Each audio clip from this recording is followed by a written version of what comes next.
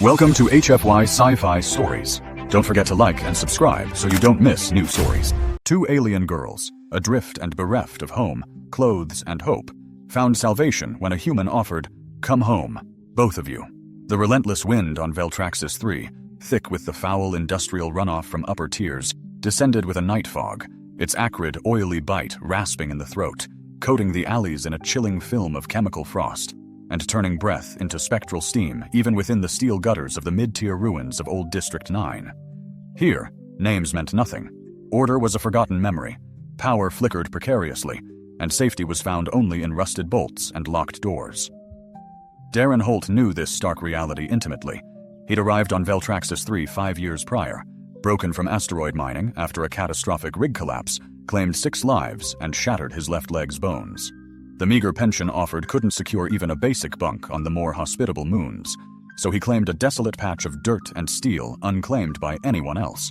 Now, he mended broken machinery power cells, cooling regulators, transport suspensions, finding solace in the predictable simplicity of machines that neither screamed, bled, nor demanded a smile. His workshop, a crude box of welded panels and corrugated scrap bolted between 2 crumbling buildings, was leaky, but offered a welcome warmth, a stark contrast to the biting air outside where plasma vents hissed their own spectral song through the fog, and the erratic pulse of neon signs sputtered across rooftops like dying embers. It was just after dawn when he spotted them. Stepping out for a moment, he caught a flicker of movement beneath the corroded awning beside his door. Initially mistaking it for discarded refuse, perhaps tattered fabric or a shredded insulation wrap, he froze as it shifted. 2 girls, huddled together, small and breathing, unmistakably alien. He advanced cautiously, his boots scraping a mournful rhythm on the wet concrete. The taller one jolted upright, her posture instantly defensive, a coiled spring shielding the other with a protective arm. Her skin, a pale green, seemed almost frosted, her short, messy black hair streaked with vibrant violet hues as if stained by spilled dye. Her amber eyes, narrow and slitted, revealed a jumble-bred species, a product of war decades past. A primal instinct of defense radiated from her posture, yet it wasn't entirely devoid of resilience. She remained silent, her gaze fixed solely on him. The smaller girl clung to her, her skin the same pale green, though her face was softer, rounder, her long silver blonde hair a tangled cascade across her back, adhering to her bare shoulders. Her arms were wrapped tightly around the taller girl's waist, her knuckles white with ingrained fear. They were clad in mere scraps, literal remnants of torn veils and ornamental cloth strips, barely concealing their forms, vestments from some distant auction or forgotten temple, not practical clothing. Darren's mind raced. They were not locals, nor tourists. Their attire screamed of desperation, of being left behind by someone who cared little for their survival. He remained silent, knowing any sudden move could send them fleeing into the deadly embrace of the streets. Instead, he unlatched the steel-plated door, pushed it open, and glanced back once, his voice a low, steady rumble. "You can come in, both of you. No sudden movements. I'm not calling anyone, but I won't keep the door open indefinitely." He stepped inside, leaving the door ajar. 10 seconds, then 20, passed in tense silence before they followed. The air within, though barely warmer, was a welcome respite. The overhead heater buzzed from its mount, and salvaged LED strips cast a stark white glare across the workbenches, tools lining the walls.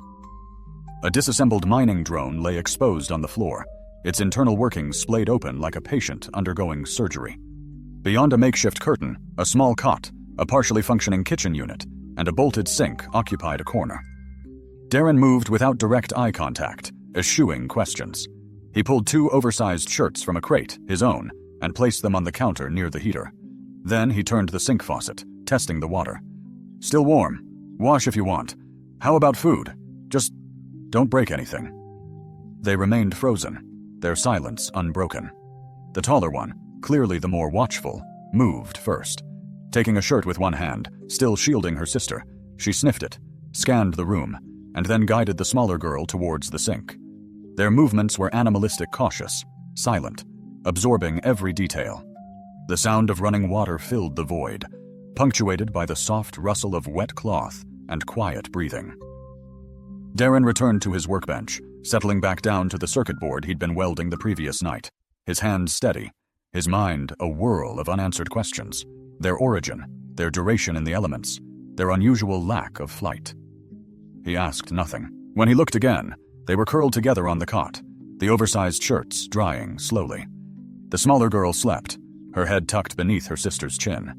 The taller girl, however, remained awake, her gaze fixed on him, unblinking, her posture never fully relaxing. It was mid-morning when a loud banging echoed on the outer shutter. "Hey, hold you open!" Darren recognized the voice grin Malvek, a local scavenger dealer with deep ties to underground auction routes, perpetually seeking salvage, especially women. He remained still, then opened the interior slot and called back. "Closed. Try Sector 11. I'm hearing things." Darren's jaw tightened. Rumors halted. 2 dendril loose, shiny skin, pretty, untagged. So what? Had you seen anyone? A pair of ferals could fetch a month's fuel if you turned them in. He grabbed a wrench, opened the hatch, and stepped out. "They're not here," he stated, face to face. Grin looked past him. "Not yet, maybe."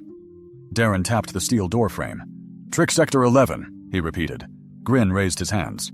All right, just asking. No need to get twitchy." He left. Darren bolted the shutter. They were behind the workbench, eyes wide. The smaller one whispered something soft and untranslated. The older girl's gaze remained locked on his. Darren set the wrench down. "No one's coming in here without going through me," he said quietly. The tension in the taller girl's shoulders softened slightly. Later, he found them asleep, curled tighter. He sat, watching the heaters glow. He didn't know why he let them in, or what came next, but he'd seen the world's cruelty to those with nothing. Tonight, at least, he could stop that. The shop's silence was tense, a live wire. Darren slept in his chair, an eye open. The girls lay tangled under a blanket. He tracked their breathing. Morning filtered through the blinds. Darren stood, rolled his shoulder, and moved to the kitchenette. Strong synth coffee. He made 3 cups, placing one beside the cot. The smaller one, Lynn, reached for it slowly. The taller one sat up, cautious. "I don't want anything from you," Darren said. "You drink that, you stay warm, you rest. That's it." The wild one, Rava, tilted her head. "I don't run a shelter," Darren added, "but you don't owe me anything." Rava's shoulders loosened. He saw bruising on her ribs and hip. "Are you going to turn us in?" Lynn whispered. "No," Darren answered, firm. "Why?" Rava stiffened. "You don't even know us." Darren met her gaze. "Neither did the people who left you outside in the cold. That was enough for me." They shifted, less curled, more human. Lynn blinked at the coffee. Rava's breathing steadied. Darren cleared a space, set out a heater and blankets. Midday brought footsteps outside. 2 men. Shop still open. Heard he's got company. 2 girls. Dendril, maybe? Lynn flinched. Rava moved toward the window slit. Like a blade, Darren seized her arm before she ventured too near. "They're just talking," he assured her. "If anyone knocks, I'll handle it." Rava withdrew, her gaze hardening with tension, yet not defiance. Darren knew he had to make a choice, not solely for their immediate safety, but for their very future. If they remained, someone would inevitably seek them out. Men like Grin Malvek never forgot a trail, and the girls, he now understood, were not merely runaways, but escapees. He needed the complete story. Once the alley was clear, he returned to the cot, settling on the floor opposite them. Without a desk between them, no tools in his hands, just himself tired, quiet, and direct. "Tell me what happened," he urged. "Where you came from. Who's looking for you?" Lynn glanced at Rava, who met Darren's gaze for a long, scrutinizing moment before speaking. Her voice was a dry, raspy whisper. "They bought us for a diplomat, a breeder, for high-tier parties. He changed his mind, said I was too wild, said she was too soft." Her jaw tightened. "They dumped us outside a cargo depot 3 nights ago. No credits, no tags. We ran." Darren's expression remained unchanged, but a tremor ran through him. "You were tagged," he stated. Rava shook her head. "No implants. We were new stock, undocumented." "Then they'll be hunting," he said, his voice hardening. "They always are." "Until we're chained again," Rava replied. That settled it. "We'll fix that." Lynn looked up, bewildered. "Fix what?" "Your access to them," Darren clarified. "No names, no records, no collars." Then you'll get names, records, a family file, Rava stated. I've done it before. Why would you do that? She asked. Because I can, Darren responded. Because no one else will. The heater buzzed faintly in the corner. Outside, fog began to coil through the alley again, thick and low. But inside the shop, for the first time, the chill seemed less biting. Later that evening, he returned from the back room, carrying 2 thermal shirts, oversized and mended with repair patches. He laid them on the cot. You're not just hiding here, he told them. You live here now, if you want it. Lynn blinked rapidly, as if holding back an emotion she didn't yet grasp. Rava remained still, but an hour later, Darren heard the cot shift. Both girls were now wearing the shirts. The word safe was not uttered, not yet, but it hung in the air, unspoken, like held breath. Each time they met his gaze and didn't flinch, trust began to stir, learning how to greet the next day. The dawn broke cold and gray. Outside, the mist was unusually dense, blurring the street like a faded memory. Darren reinforced the shutter bolts and scanned the silent perimeter cameras. Nothing moved but rust, steam, and the wind whistling mournfully against metal and concrete. Inside the shop, the heater hummed, a steady presence, the lingering scent of soldered copper in the air. He worked quietly, his fingers adept on a broken circuit hub, but his mind was elsewhere. Rava and Lynn sat on the edge of the cot, dressed in layers of thermal clothing, their hair still damp from a wash. They spoke little, but no longer shied away from his eyes. The silence between them had transformed. It was no longer defensive, but expectant, waiting for something to unfold. Rava broke the quiet first. You want to know more? She asked, her voice flat. You're waiting. Darren looked up, not denying it. Only if you want to tell it. She gave a small nod, not in surrender, but as if deliberately choosing to be understood. We're not sisters, she began. Not by blood. She leaned back, crossing her arms. Lynn watched her from beside the heater, curled with her knees drawn to her chest. I was taken from the Valari Prime jungle mining outpost, Rava continued. My mother was a civilian botanist. One day she didn't come home. The next day, slavers stormed the sector. They wanted strong-boned females, ones who wouldn't break under pressure. I was 12. She spoke without faltering, her voice remaining dry and steady. They put us in a conditioning program. No implants, no IDs. We were trained to walk prettily, obey commands, breathe quietly. When I started fighting back, they stopped training and started showing me. They broke my ribs twice, burned my arm, but I kept breathing quietly. She lifted her shirt slightly, revealing faint scar patterns beneath her ribs. Darren didn't flinch, though he'd seen far worse, yet he didn't look away. They sold me twice. I escaped once. The second buyer tried to drug me. I broke his jaw with a chair leg and ran. Darren watched her in silence. Rava then looked at Lynn. She found me. Lynn's voice came, softer, more hesitant. I was raised in a temple facility on Ellorin's moon, for the conditioning too. They told us if we served well, we'd be chosen as companions. Blessed, I believed it. She paused. I was too soft, too slow. They said I wouldn't survive the off-world contracts, so they put me in a secondary path, storage. That means waiting in small cages, no windows, no clocks, just heat lamps and injection schedules. Darren's jaw tightened. I don't remember when I stopped talking, she continued. But one day they brought Rava in, said we were a matched set. She didn't even look at me, not at first. But I kept trying to get close. I didn't want to be alone anymore. Rava added quietly, she's the reason I didn't kill the handler that night. Darren leaned back, processing their arrival as a pair. Raven nodded. Dressed in silks, dusted with sleep powder, they'd been taken to a diplomat's suite. He'd never touched them, merely observed, noting her predator eyes, then dismissed them as defective, dumping them in a freight zone 3 blocks away. That was 4 nights ago, Darren mused, running a hand over his rough stubble. 3.5, she corrected. How did you survive? He asked. I stole a burner cloak from a dead scoff, Raven explained. Lynn found a leaking radiator. We ate paste scraps from her fused tubes. Then we saw the heat from your bay. You didn't chase us off, Darren murmured, connecting her words with their bruises and silences. You have no trace implants, no biometric tags. Raven shook her head. We were off record, undocumented. Stock is common in the outercast markets. Easier to sell when no one's asking. Darren turned to the data panel, bringing up a blank family registry request form. "I'll start the paperwork tonight," he said. "A fake household certificate, dependency claim, and biometric stub records. You'll need new names." Raven raised an eyebrow. "What for?" "Because next time someone comes looking, I want them to find an official file, not two ghosts." Lynn looked confused. "You'd register us as family?" "Yes. For what reason?" "Because out here, paper matters more than blood. With the right documents, I can make you real." Raven studied him for a long second. "You'd lie for us?" "I've lied for worse."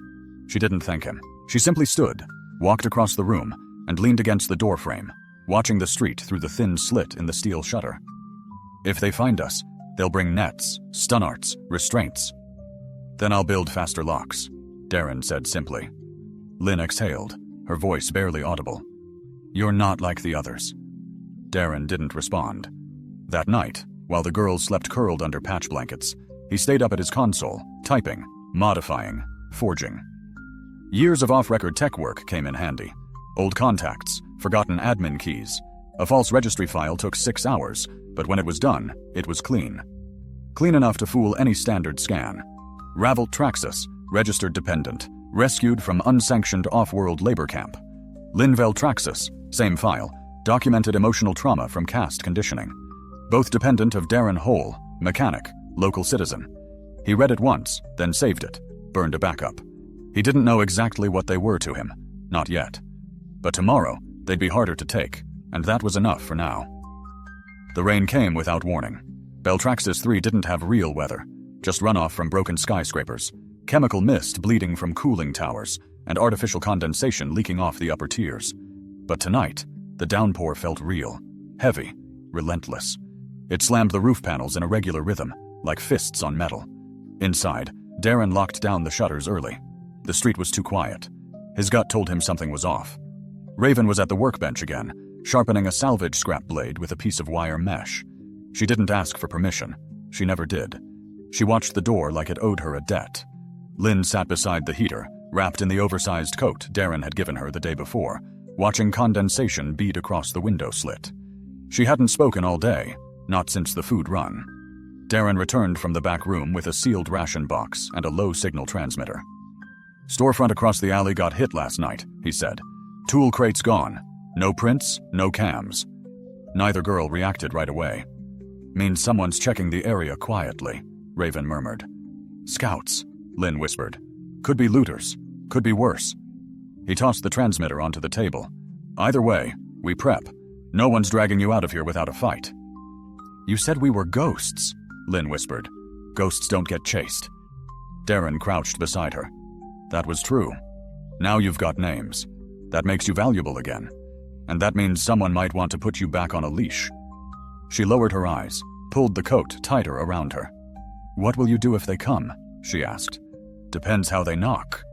Raven let out a dry, humorless breath. "You'll get hurt for us. I've been hurt for less." Later, the storm settled into a steady hiss. They didn't speak much after that. Darren took first watch, sitting by the door with a modified wrench rifle in his lap. The silence wasn't awkward. It was waiting, calculated, like everyone was preparing for something, even if they didn't know what it was. Close to midnight when it happened. A sound too soft for ordinary footsteps, but too heavy to be wind. Darren stood instantly. The girls were already alert. Raven had her blade in hand. Lynn stayed low, eyes wide. Darren moved toward the rear access hatch, barely used, rusted at the edges. He pressed his ear to the frame. Click, not wind. Someone was picking the lock. He turned and whispered sharply, "Back corner, stay low."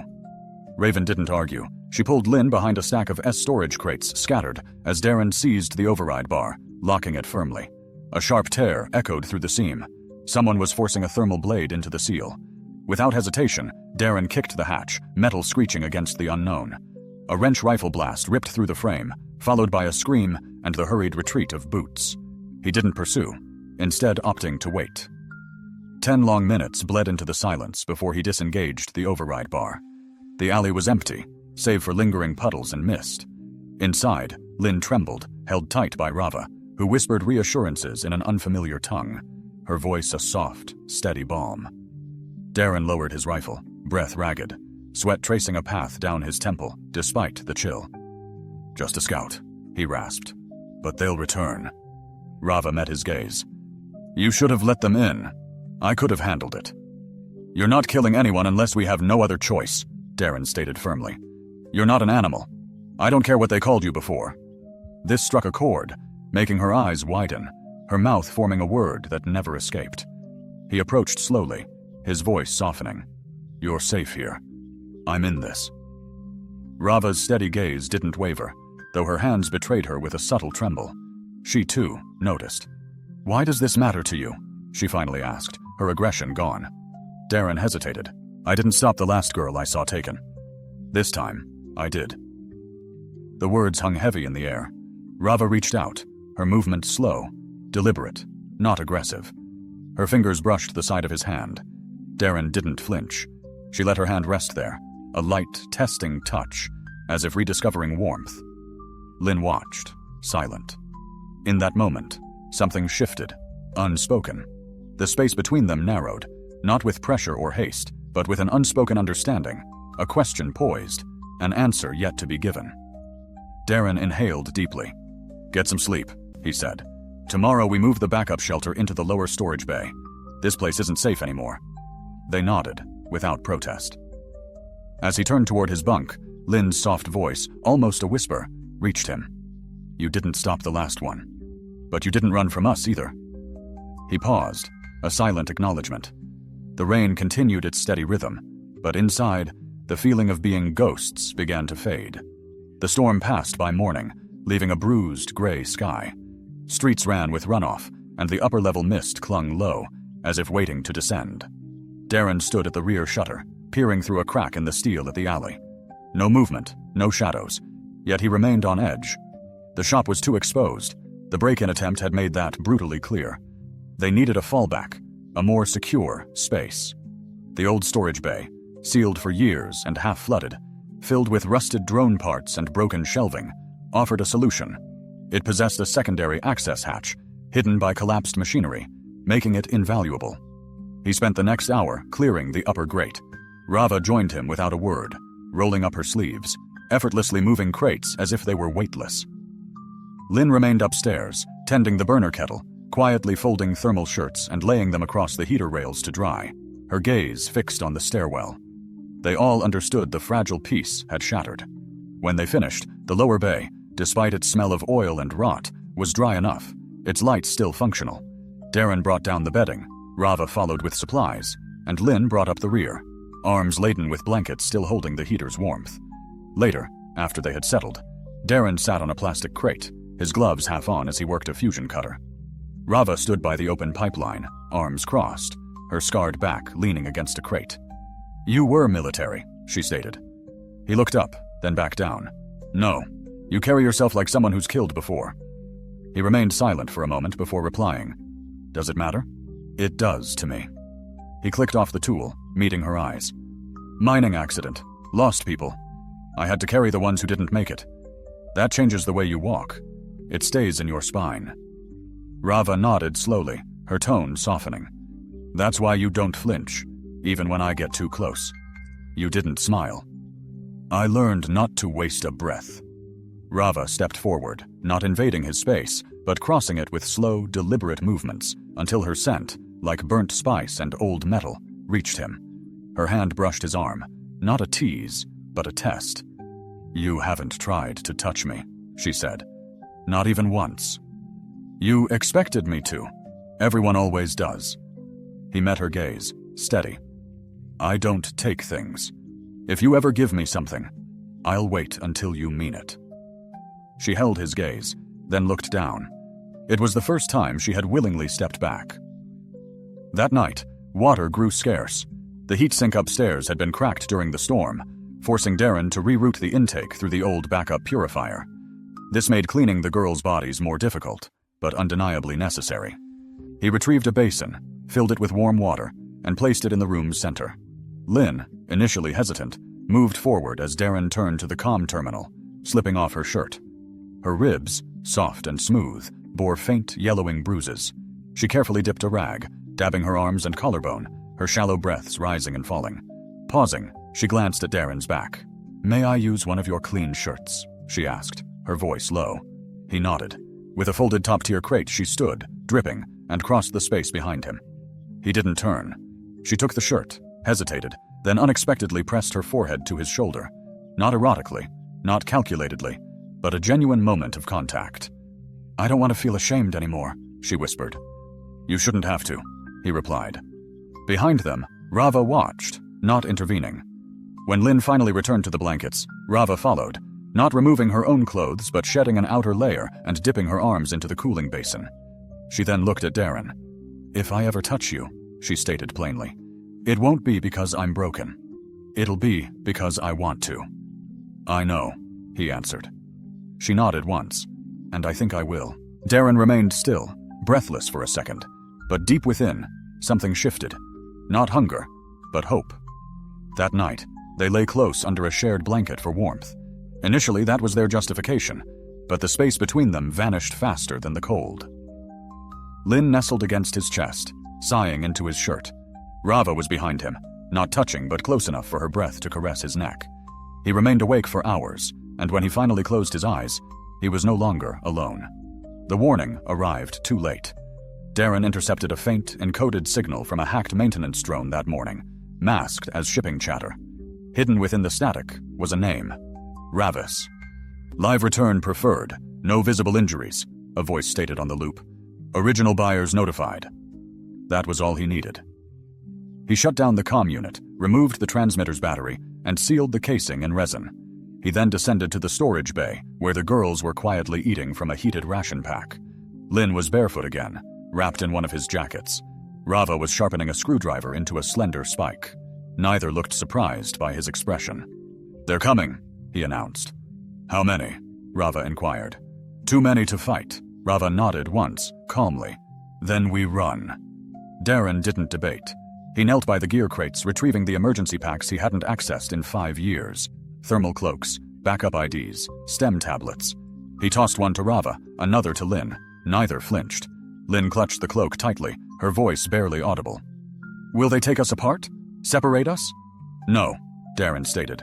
"Not while I'm alive." They didn't doubt him. The plan was rudimentary, with no time for refinement. They would penetrate the lower vent shaft beneath the repair bay, traverse 3 meters into the old filtration tunnels, and emerge via the abandoned tram junction 3 blocks east. Darren had secreted an old cargo hauler there years ago, half hidden by discarded scaffolding. It still possessed a fuel cell. If it functioned, they would be off the grid in under 10 minutes. Rava went first, a knife concealed beneath her belt. Lynn followed, her hands trembling as she crawled. Darren moved last, welding the hatch shut behind him before dropping into the vent. The space was confined and noisy. The metal groaned under their combined weight. Midway through, they heard boots overhead. Multiple pairs. Ravis halted, turning back, her eyes glowing in the darkness. Darren shook his head. "Keep moving." She hesitated, then complied. At the exit, he slowly pushed the panel open. No patrols yet, only smoke, strewn debris, and the intermittent bounce of red emergency lights off damp concrete. They moved swiftly, intelligently, taking turns down alleys and through a collapsed stairwell into the tram lot. The hauler remained, buried beneath cloth and scaffolding. Darren ripped away the tarp and struck the access pad. It opened. Inside, it was cramped, dust-filled, and cold, but secure for the moment. They crawled in, sealing the doors, the engines humming.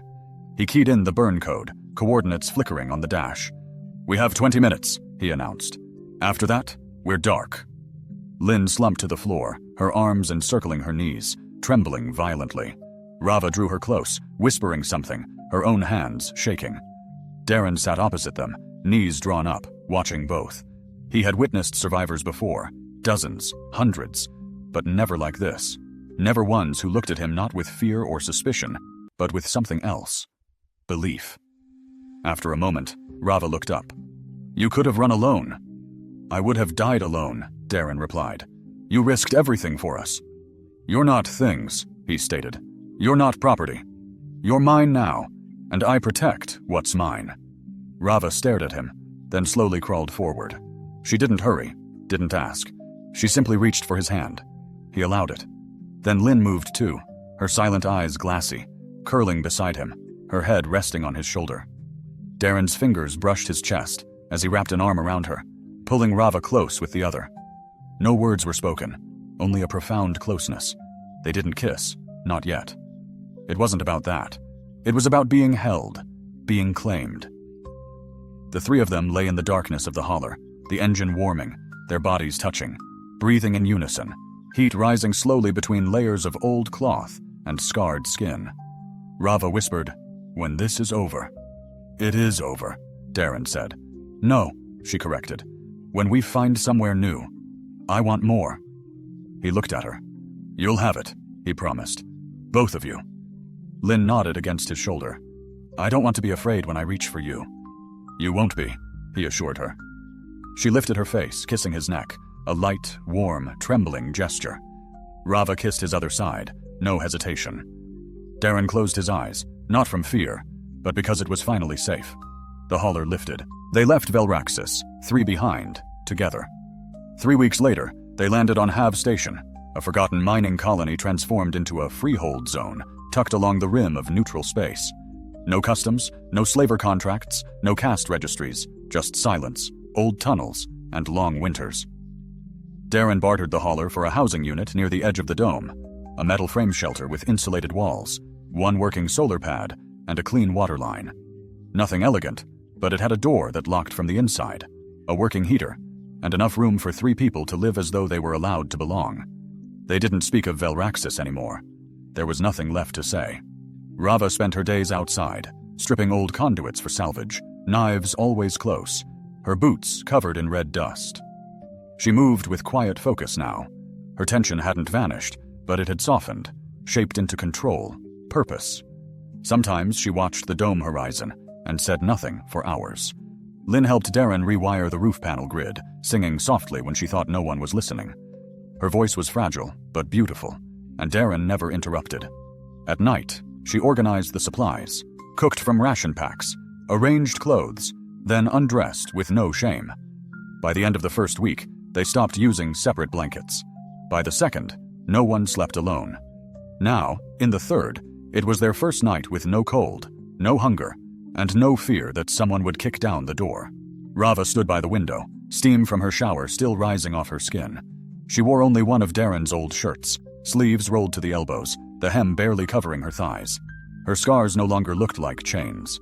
They looked like choices. Lynn sat on the bed, bare legs tucked under, her hair damp and curling over one shoulder. Her expression was soft, waiting. She looked at Darren the way people look at someone who never let go, even when he should have. He stood in the doorway, shirt unbuttoned, hands loose at his sides. "You're not afraid anymore," he said. Lynn smiled. "Only of sleeping too far from you." Rava turned slowly. "You said you'd wait, that you wouldn't take unless we gave." He nodded once. "I meant it." She stepped forward then. "Take us now. Not because we owe you, but because we want you." Lynn rose across the room and kissed him. Her lips were warm, steady, full of breath and quiet. She slid her arms around his waist, bare skin brushing his stomach. Rava pressed into him from behind, her hands trailing up his chest, her mouth at his neck. Her touch wasn't demanding. It was deliberate. Her breathing matched his. They guided him to the bed, not as something to claim, but as something to share. Lynn lay back first, pulling him down, her legs curling around his. Rava followed, straddling beside him, one hand on his chest, the other stroking Lynn's thigh. The room was silent except for breath and the soft rasp of hands on skin. Heat bloomed between them, slow, tender, then deeper. They moved together without rush, without hesitation. It wasn't frantic. It wasn't desperate. It was chosen. Lips touched, hips shifted, fingers traced old scars and new beginnings. They held him when he groaned softly into Lynn's shoulder. They gasped when his hands moved lower, gentler, until both their backs arched into him. He whispered their names, not like a list, but like a prayer. Rava kissed him hard when she came, body shuddering against his. Lynn held his hand and cried, not from pain, but from release. It ended in silence, a good silence. Later, they lay together in the dark, tangled under the same sheet, their sweat cooling. The dome lights dimmed. "I want to stay here," Lynn whispered. "We will," Darren murmured. "I want a name," Rava said. "Not the one they gave me." "Then we'll choose one," he said. "And we want yours," Lynn added. Darren turned, kissed both their foreheads. "Then we'll start with hold." They slept in a real bed that night. No more corners, no more cot. The next morning, the first sunlight of Have broke across their bodies, stretched across linen and warmth. They didn't move. They didn't run. They found not just freedom, but a life together. And this time, no one could take it away. Not ever again. Not from them. It had been 47 days since they'd left Veltraxis, 3 behind. Enough time. Old habits slowly faded, allowing trust to deeply embed itself. The modest dwelling at the edge of Have Dome transformed from mere shelter into their cherished sanctuary.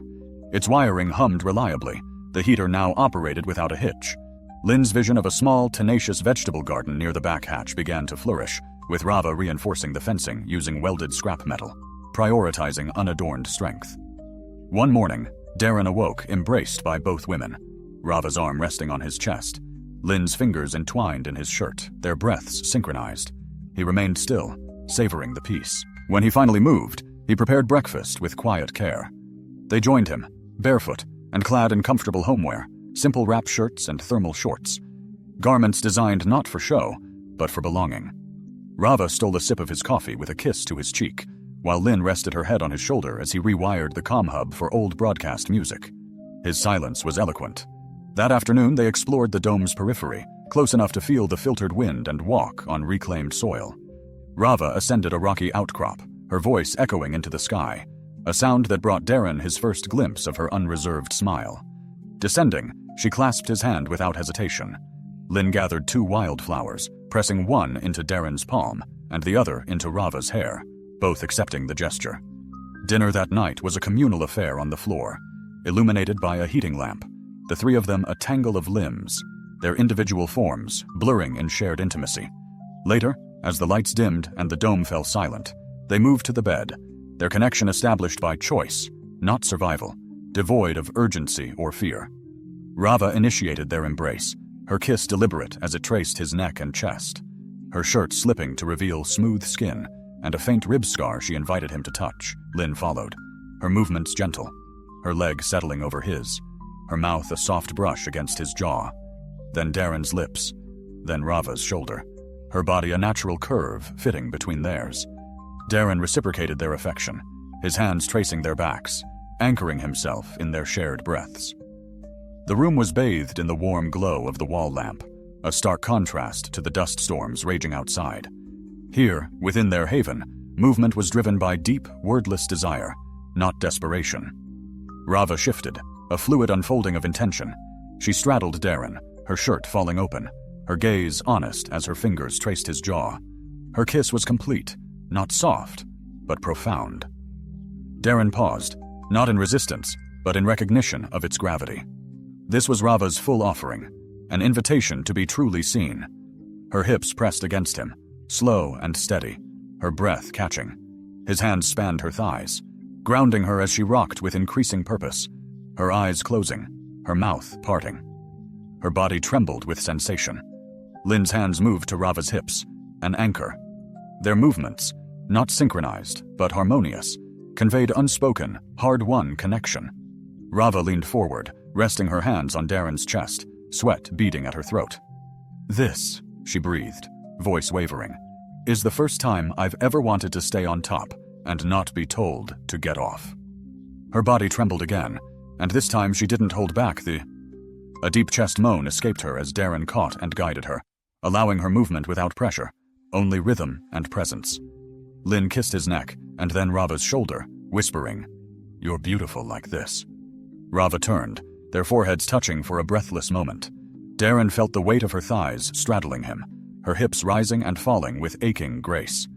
Lynn's arms encircled his chest, her body pressing into his back, her fingers exploring slowly, not to claim, but to connect. The bed shifted with each breath, each motion, as the world outside vanished. When Rava finally let go, a sharp breath turned into a soft, desperate sound, and she collapsed forward, resting her head on Darren's shoulder. He held her, one arm around her waist, the other drawing Lynn closer. Lynn then moved in front, folding into his embrace, kissing him gently, her lips tasting of salt, warmth, and promise. She climbed onto his lap, pressing skin to skin, the three bodies fitting together like a single breath. "I don't want to wait anymore," she whispered. He didn't make her wait. They didn't rush, for they didn't need to. Fingers found skin, hands mapped curves and scars, lips brushed necks, shoulders, spines. It was patient. It was real. Lynn arched beneath him, her breath catching, hands tangling in the blankets as he moved within her. Rava, still catching her breath, trembling from their earlier intensity, wrapped her arms around them both from behind, whispering, "You're mine, both of you, and I'll kill anyone who tries to take this away." When it was over, silence descended. They remained tangled, skin damp, limbs entwined, hearts slowing in unison. Darren stroked Rava's thigh. Lynn curled into his chest, her lips brushing his collarbone. Outside, the night was still. Inside, three souls who had been lost had found something no one else could ever comprehend. Not survival, not refuge, but love. And now, they had all the time in the world to live it.